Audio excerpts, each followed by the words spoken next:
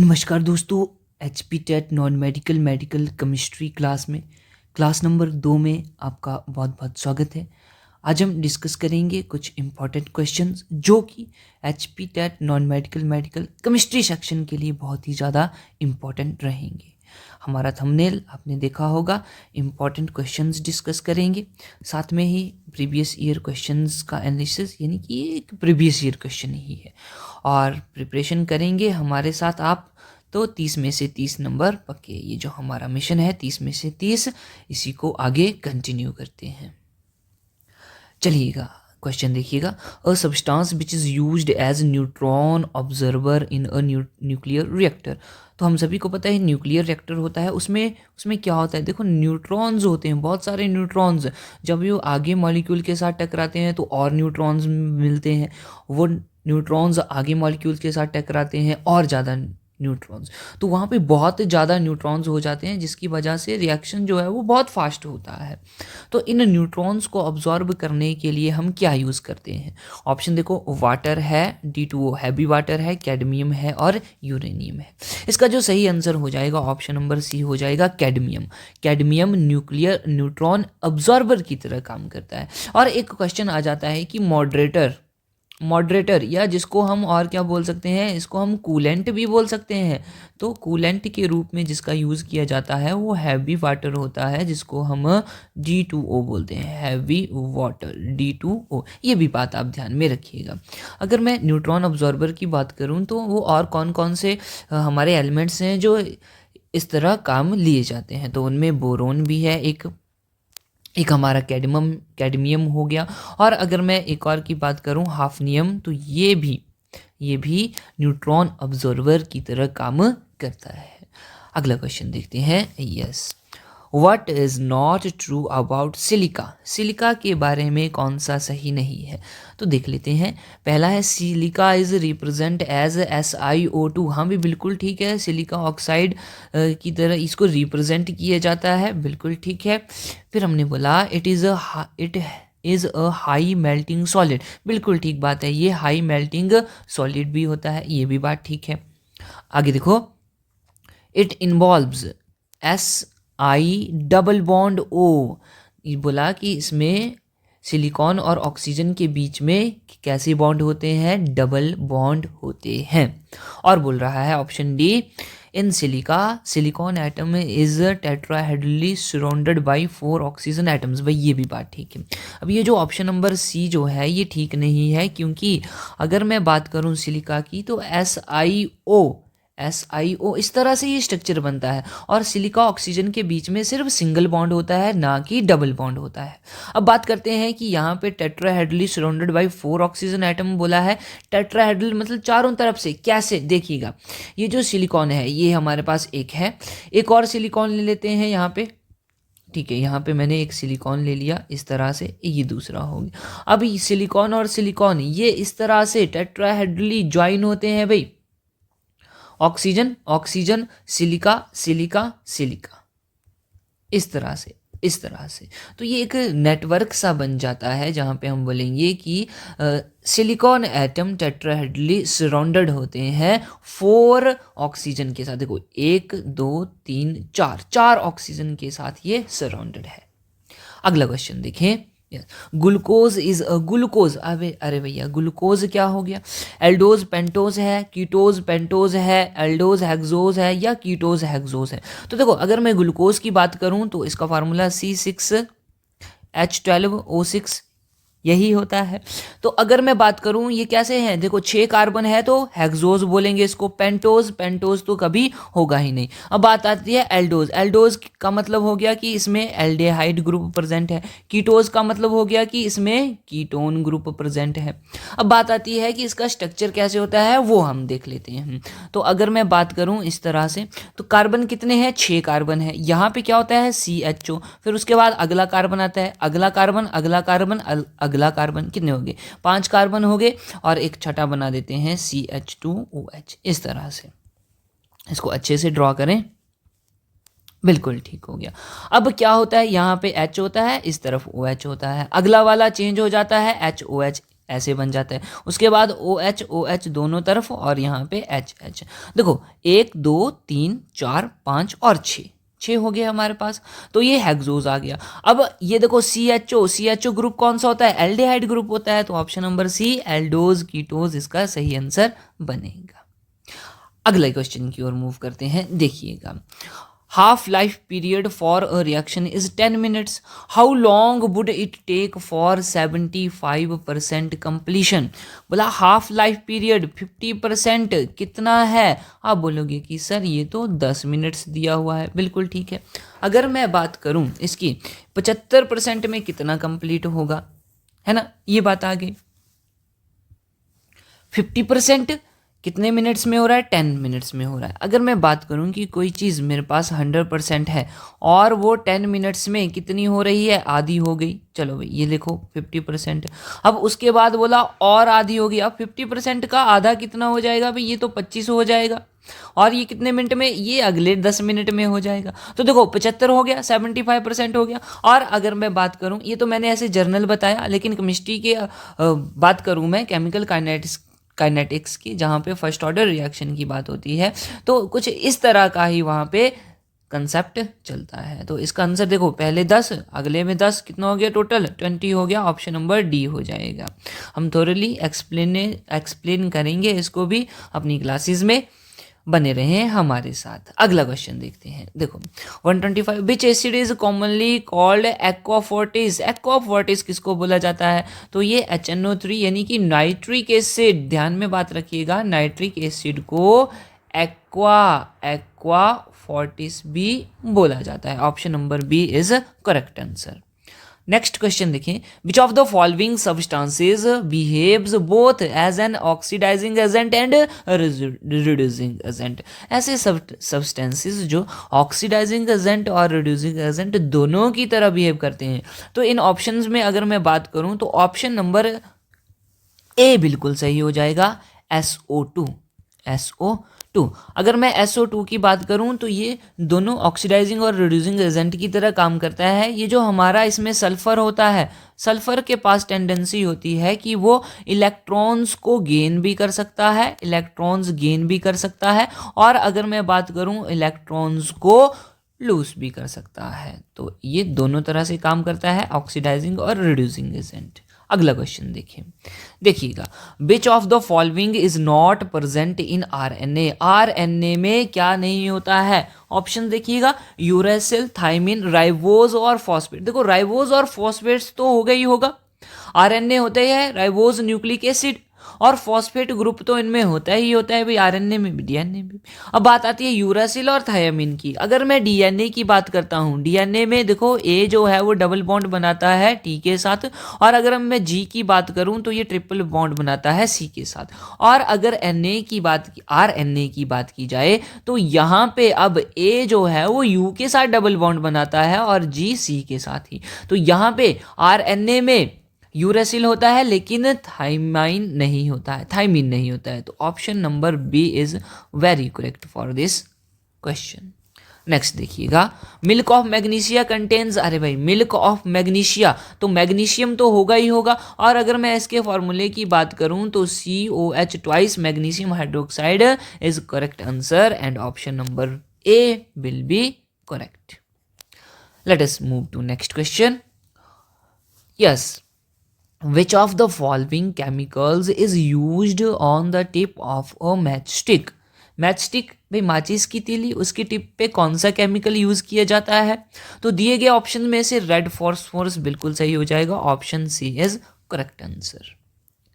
Next question देखिएगा, which among the following has highest calorific value? बोला इनमें से किसकी सबसे ज्यादा कैलोरीफिक वैल्यू होती है? तो अगर मैं बात करूं, यहाँ पे डीजल दिया है, पेट्रोल दिया है, साथ में LPG है और CNG है।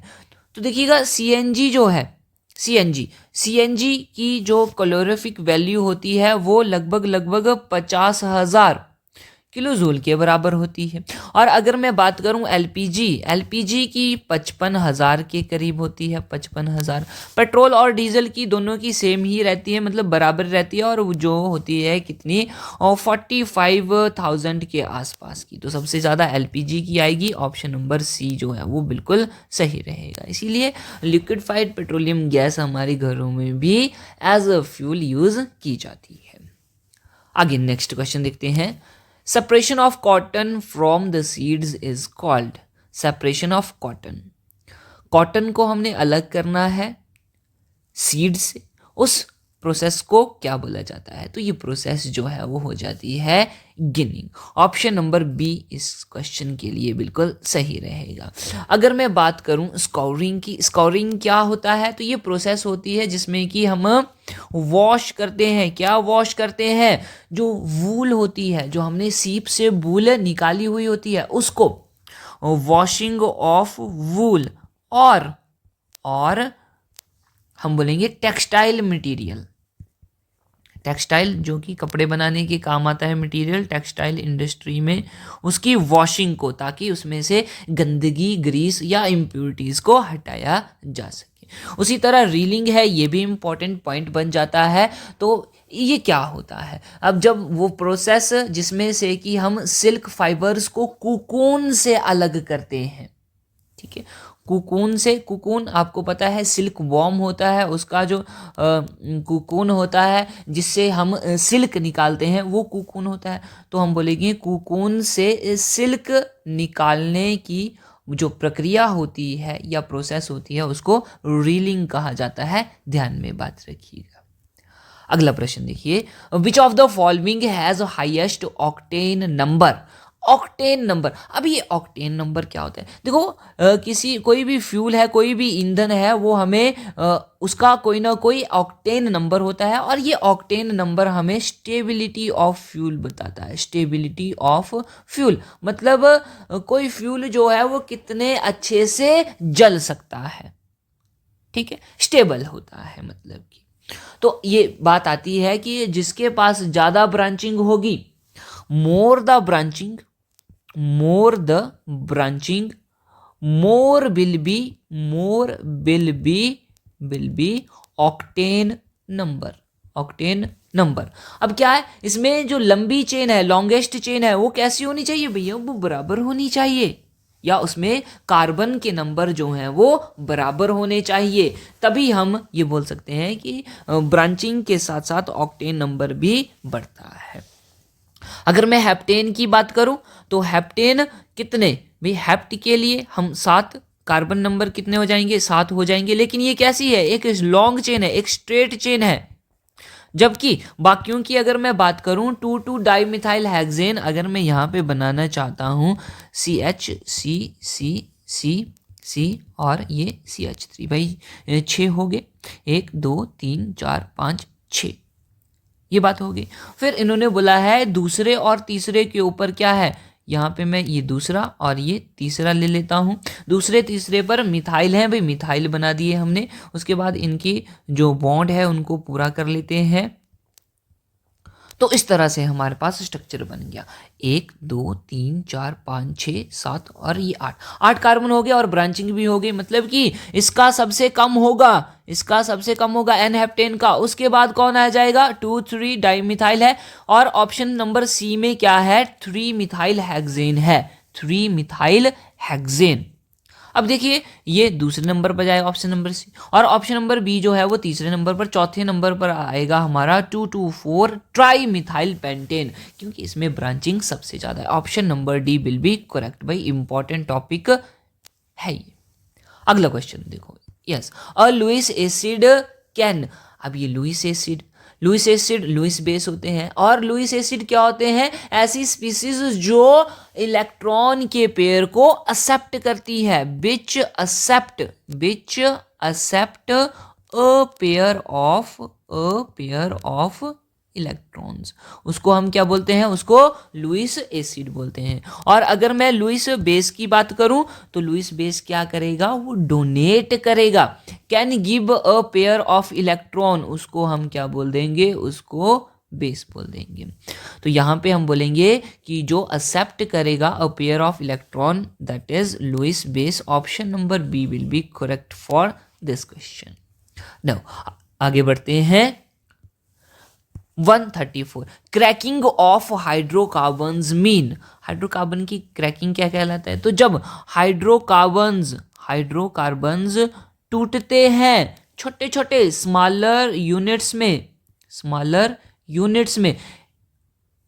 In the presence of heat करने पर, उस प्रोसेस को हम क्रैकिंग बोल देते हैं। तो ऑप्शन नंबर डी यहाँ पे बिल्कुल सही हो जाएगा, change the higher hydrocarbon into small by heating.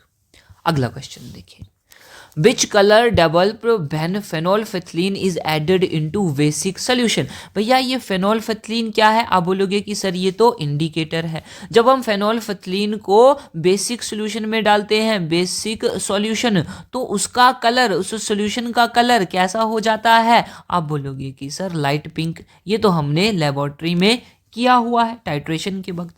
अगर बोले जाए कि फेनोल्फेथलीन को एसिडिक सॉल्यूशन में डाला जाए तो कौन सा कलर? वही कलरलेस होगा। कौन सा कलर आएगा? कोई कलर नहीं आएगा, कलरलेस। तो यहाँ पे पूछा है बेसिक सॉल्यूशन, तो ऑप्शन नंबर बी जो है वो बिल्कुल सही हो जाएगा, दैट इज पिंक। ऑलराइट, आगे बढ़ते हैं। देखिएगा, a non metal which acts as fungicide, ऐसा नॉन मेटल जिसको कि हम फंगीसाइड की तरह इस्तेमाल करते हैं। ऑप्शन नंबर ए बिल्कुल सही रहेगा इसके लिए, सल्फर। देखिए सल्फर जो है वो fungicide as well as insecticide भी यूज किया जाता है, ये बात भी ध्यान में रखिएगा। Next question, maximum rise in boiling point of water occurs on addition which of the following substances to 1 kg of water। Maximum rise in boiling point, तो ये एलिवेशन इन बॉइलिंग पॉइंट वाले टॉपिक से यानी कि solution chapter से ये question पूछा गया है, और इसका जो सही आंसर होगा वो ऑप्शन नंबर डी होगा, 1 मोल ऑफ एल्यूमिनियम सल्फेट। जब हम 1 मोल एल्यूमिनियम सल्फेट का डालेंगे तो वाटर के बॉइलिंग पॉइंट में क्या होगा? राइज होगा, इंक्रीज होगा, उसका बॉइलिंग पॉइंट बढ़ेगा। अगला क्वेश्चन देखिए, पेप्टाइजेशन इज रिलेटेड टू, तो ये सिंपल सा है, प्रिपरेशन ऑफ कोलाइडल स्टेट। तो ये फिर से सॉल्यूशन वाले चैप्टर से जिसमें कि हम कोलाइडल, ट्रू सॉल्यूशन, इस तरह की बातें करते हैं, वहाँ से क्वेश्चन है। ऑप्शन नंबर डी बिल्कुल सही रहेगा, preparation of colloidal solution. Next, which of the following elements contributes a major impurity in pig iron. तो देखो, एक पिग आयरन होता है, एक कास्ट आयरन होता है। अब यहाँ पे बोला है कि मेजर इम्प्योरिटी, अशुद्धि पिग आयरन में कौन सी होती है, किस वजह से होती है? सिलिकॉन की वजह से, कार्बन की वजह से, ऑक्सीजन की वजह से, या फिर सल्फर की वजह से? जो बिल्कुल सही आंसर हो जाएगा वो, उसकी हम बात करते हैं, carbon, option number B, option number B. और कार्बन का जो एक ग्रेफाइट होता है, जिसको कि हम क्या बोलेंगे, इसकी एक फॉर्म होती है अमरफस, तो ये ग्रेफाइट जिसकी वजह से पिग आयरन में अशुद्धि होती है, इम्प्योरिटी होती है। Next, which of the following species is aromatic, इनमें से कौन सी स्पीसीज एरोमेटिक है? भाई इंपॉर्टेंट पॉइंट आ गया। देखो समझना यहाँ पे, हक्कल ने एक रूल दिया था, हक्कल्स रूल जिसको हम बोलते हैं। उन्होंने किसी भी कंपाउंड को ये बताने के लिए कि वो एरोमेटिक है या नहीं है, तो उन्होंने एक रूल दिया था 4n+2 करके। अब यहाँ पे n क्या होता है? n होता है number of rings of the structure. तो चलिएगा इस फॉर्मूला का यूज करते हुए हम देखते हैं। अब पहले ऑप्शन में देखें तो 4n+2 लगाएंगे, n बोले तो रिंग, नंबर ऑफ रिंग कितनी है? एक ही है, 4 × 1+2 दैट इज 4 + 2 = 6। अब ये क्या होते हैं? ये होते हैं पाई इलेक्ट्रॉन्स। इतने पाई इलेक्ट्रॉन्स होने चाहिए, मतलब कि यहाँ पे 6 पाई इलेक्ट्रॉन्स होने चाहिए। और जब मैं इस स्ट्रक्चर की बात करता हूँ तो यहाँ पे देखो, ये डबल बॉन्ड है, ये पाई पाई इलेक्ट्रॉन से मिलके बना है, तो यहाँ पे कितने पाई इलेक्ट्रॉन आ जाएंगे, 4 ही आ जाएंगे, यानी कि ये सेटिस्फाई नहीं कर रहा है। अगर मैं ऑप्शन नंबर बी की बात कर लेता हूँ तो यहाँ पे 4 into 1 plus 2 it also is equal to 6 pi electron होने चाहिए, लेकिन यहाँ पे तो 2 ही है, ये भी सेटिस्फाई नहीं कर रहा है। आगे डी की बात कर लेते हैं, ऑप्शन नंबर डी की, तो यहाँ पे भी 4n प्लस 2 लगाएंगे, 4 into n number of ring एक ही है, plus 2 is also is equal to 6, लेकिन यहाँ पे जो पाई इलेक्ट्रॉन्स हैं वो कितने हैं, वो भी 4 ही है, तो ये भी गलत हो जाएगा। ऑप्शन नंबर सी जो है वो बिल्कुल सही रहेगा। आइए बात कर लेते हैं, 4n plus 2 is also is equal to 6 in this case. अब बात आती है कि इसके पास 6 पाई इलेक्ट्रॉन होने चाहिए। देखो 1 2, ये तीसरा, ये चौथा, और पांचवा छठवां कहाँ है, यहाँ पे है। अब देखो यहाँ पे पहले से ही इलेक्ट्रॉन है, एक और इलेक्ट्रॉन आ गया, नेगेटिव चार्ज बन गया है। अब ये जो 2 इलेक्ट्रॉन है इनको क्या बोलेंगे, पाई इलेक्ट्रॉन। तो option number C is correct answer. Next देखेंगे, which of the following statement is true, इनमें से कौन सी स्टेटमेंट ट्रू है। तो अगर मैं बात करूं are geometrical isomers are dash, yes, option number A जो है वो बिल्कुल सही रहेगा इस क्वेश्चन के लिए। ये जो पहली जो स्टेटमेंट है यही बिल्कुल सही है। बाकी बात करते हैं, ऑल डायस्टेरियोमर आर ज्योमेट्रिकल आइसोमर, नहीं भाई बात गलत है, ये इससे उल्टा होता है। बाकी के जो हैं वो भी गलत है। आगे बढ़ते हैं, correct order of acidic strength, acidic strength का करेक्ट ऑर्डर हमने फाइंड आउट करना है। तो देखिएगा, अगर मैं यहाँ पे बात करूँ, ये हमारे पास है, ये तो वाटर आ गया, वाटर की एसिडिक स्ट्रेंथ सबसे ज़्यादा दी हुई है भाई, ऐसा तो हो नहीं सकता, क्योंकि यहाँ पे देखो फिनोल है, फिनोल है, फिनोल है, फिनोल की तो ज़्यादा ही होती है वाटर से, और अगर हम अल्कोहल की बात करें, मिथेनॉल की बात करें, तो वो कम होती है। तो यहाँ पे ये वाला ऑप्शन तो बिल्कुल ही गलत हो जाएगा। अब अगर मैं फिनोल की बात करता हूँ, फिनोल की एसिडिक स्ट्रेंथ ज़्यादा होती है एज कंपेयर टू वाटर, और वाटर की ज़्यादा होती है एज कंपेयर टू मिथेनॉल या फिर अल्कोहल की मैं बात कर लेता हूँ। अब फिनोल से भी ज़्यादा हो जाएगी जब नाइट्रो ग्रुप लग जाएगा। अब नाइट्रो ग्रुप जो है वो इलेक्ट्रॉन विड्रॉइंग ग्रुप होता है, और जब ये रेजोनेंस शो करता है हमारा फिनोल, उसको स्टेबलाइज कर देता है। तो ये पैरा नाइट्रोफिनोल जो है उसकी एसिडिक स्ट्रेंथ सबसे ज़्यादा होगी। ऑप्शन नंबर बी बिल्कुल सही रहेगा भी इस क्वेश्चन के लिए। आगे बढ़ते हैं, अगला क्वेश्चन देखिए, secondary structure of protein is determined by, अरे भाई प्रोटीन के स्ट्रक्चर में hydrogen bond, option number C बिल्कुल सही होगा। अगला देखिए 144, Max Planck developed, Max Planck एक हमारे साइंटिस्ट रहे हैं और उन्होंने क्वांटम थ्योरी ऑफ रेडिएशन इजाद की थी। Option number B will be correct answer.